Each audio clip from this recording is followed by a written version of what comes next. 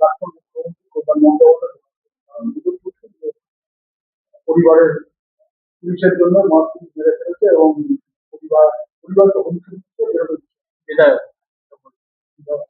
শুনুন, মমতা ব্যানার্জির পুরনো রাজনীতি এটা। শকুন যেমন লাশ খুঁজে, উনিও লাশ খুঁজতে বেরোন। উনি এই মুহূর্তে চাইছেন যে পশ্চিমবঙ্গের কোনো মৃত্যু হয় সেটাকে নিয়ে কিভাবে সংবাদ মাধ্যমে থাকা যায়, কারণ আজকে উনি রাজনীতিতে অপ্রাসঙ্গিক হয়ে গেছে। আমি আপনাকে বলি যে পাড়ার ছেলে হিসেবে, বিধায়ক হিসেবে আমি এই পরিবারের পাশে আছি। যে কোনো মৃত্যু দুঃখজনক, দুর্ভাগ্যজনক এবং অত্যন্ত কষ্টের, কারণ আমরা এই যন্ত্রণাটা না মানুষ হিসেবে বুঝি। যে এই মুহূর্তে একটা স্বামীহারা স্ত্রী, একটা ভাইহারা দাদা এবং একটা পুত্রীহারা সন্তানদের কি অবস্থা হয়। আমি এবং আমার সরকার সর্বতভাবে এদের পাশে আছেন, বিচারের জন্য পাশে আছেন এবং পরিবারের যে কোনো প্রয়োজনে আমরা পাশে আছি। এবং ওই পরিবারও জানে যে আমরা পাশে থাকার লোক। মমতা ব্যানার্জির ঘৃণ্য রাজনীতিকে ওনার পরিবার অ্যাকসেপ্ট করছেন না। কোথায় পরিবারে তো ওনারা বললেন যে স্থানীয় প্রশাসনের থেকে সাহায্য চান, এবং আমরা নিয়মিত যোগাযোগ রাখছি তাদের সাথে এবং কথা দিচ্ছি যে কোনো প্রয়োজনে পাশে আছি। মমতা ব্যানার্জি যে রাজনীতি করতে চাইছে, এই রাজনীতি আজকে বাংলার মানুষ ব্যর্থ করে দিয়েছে। উনি আসলে কোনোভাবে সংবাদ মাধ্যমে একটু টিকে থেকে তাই দাবি করেছে, খুব সমালোচনা করেছে। আরে সমালোচনা যাদের ঘটনা তারা তো কিছু বলছেন না। তারা জানেন যে কারা পাশে আছে, মমতা ব্যানার্জি শুধুমাত্র মৃত্যু নিয়ে, ওনার রাজনীতির শুরুটাই হচ্ছে মৃত্যু নিয়ে, মানে উনি রাজনীতির উত্থান মৃত্যু নিয়ে, তাই আবার ওনার সিঁড়ি হিসেবে মৃত্যু খুঁজতে পেরেছে। কিন্তু আমরা কোনো মৃত্যুকে রাজনীতির অ্যাঙ্গেল থেকে দেখি না। আমরা এটা দেখছি না যে সেই ব্যক্তি তৃণমূল ছিল না সিপিএম ছিল না কংগ্রেস ছিল। আমরা সেই ব্যক্তিকে, বিরজু পিয়ারকে একজন মানুষ হিসেবে দেখছি। আমরা তার পরিবারের পাশে আছি, কারণ পরিবারের প্রিয়জন হারানোর যন্ত্রণা মানুষ হিসেবে আমি বুঝি। এই জন্য আমরা পাশে আছি এবং ওনাদেরও ভরসা আমাদের উপর আছে, ওই পরিবারের ভরসা। সব রকম সহযোগিতা এবং আইনি সহযোগিতাও যদি ওনারা চান। এই ঘটনার তদন্ত, এই ঘটনা কি হয়েছে আমি জানি না, কিন্তু কাস্টেডিয়াল ডেথের যে প্রক্রিয়া আছে, তার তদন্তের যা যা পদ্ধতি আছে, যা যা প্রক্রিয়া আছে, সেই প্রক্রিয়ায় সর্বতভাবে সরকার তাদের পাশে আছে। আমরা কোনো মৃত্যুকে ধামা চাপা দিতে চাই না। মমতা ব্যানার্জি মৃত্যুকে ধামা দিচ্ছে। এই আরজিকর ঘটনার সময় আমরা দেখেছি আরজিকরের ঘটনা ঘটেছেন এবং মমতা ব্যানার্জি এবং তার প্রশাসন নির্লজ্জভাবে সেটা চাপা দিতে চেয়েছে। কিন্তু আমরা কোনো ঘটনা এক বিন্দু চাপা দিতে চাইছি না। আমরা বলছি যার মৃত্যু হয়েছে সে মৃত্যু দুঃখজনক, তার প্রকৃত তদন্ত হবে। সরকার সেই তদন্তে হস্তক্ষেপ করবে না, বরং সহযোগিতা করবে যাতে সঠিক তদন্ত হয়।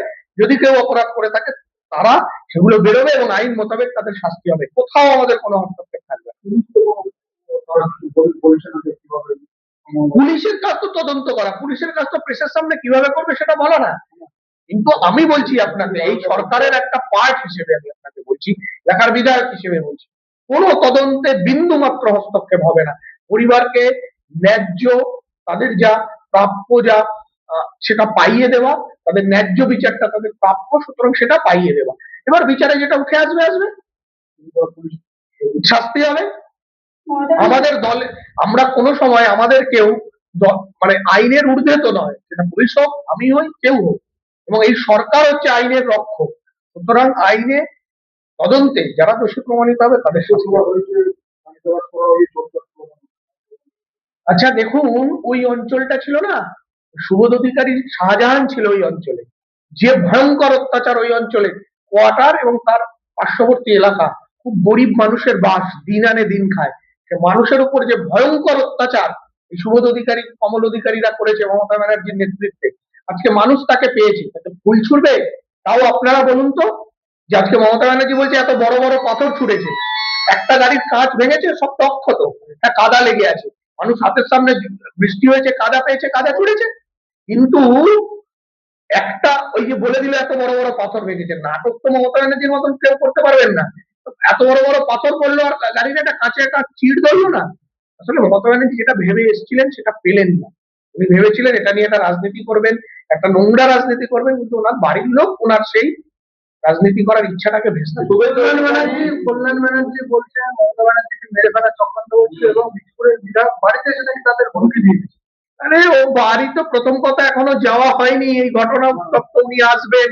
এখন আমি যদি উনি আসাকালীনই যেতাম, তাহলে সেটা আরো রং চড়াতো। কিন্তু অ্যাকচুয়াল তো বিধায়ক হিসেবে আমার বাড়ি যাওয়াই উচিত, এবং আমি এখনো অব্দি যাইনি, কিন্তু যাব। উনি আসবেন বলে আমি নালে যেতাম, কিন্তু উনি আসবেন, যেতে পারিনি, অবশ্যই বাড়ি যাবো। আরে উনি যে দলের লোক, বীজপুরের বাসিন্দা, মানে আমি ওনার বিধায়ক, আমার দায়িত্ব প্রতিটা মানুষকে ঠিক রাখা। মমতা বন্দ্যোপাধ্যায় বললো যে শুভেন্দু অধিকারী প্ল্যান করে আজকে আমাকে এখানেই মেরে দিল। দূর, শুভেন্দু অধিকারী প্ল্যান করে? প্ল্যান প্ল্যান হলে ওইভাবে হয় নাকি? কাদা ছড়ে নাকি কেউ? জেপি নাড্ডার গাড়ি ভেঙে দিয়েছিল, উনি ভুলে যাচ্ছেন নাকি? ওনার দলের লোকের পুলিশের সামনে জেপি নাড্ডার গাড়ি কিভাবে কেন্দ্রীয় বাহিনী থাকার পরেও ভাঙচুর করে দিয়েছিল। শুভেন্দু অধিকারীর উপর কতবার আক্রমণ হয়েছে, ভুলে যাচ্ছেন উনি? এটা যদি প্ল্যান হয় তাহলে কেউ কাদা ছুড়ে প্ল্যান করে?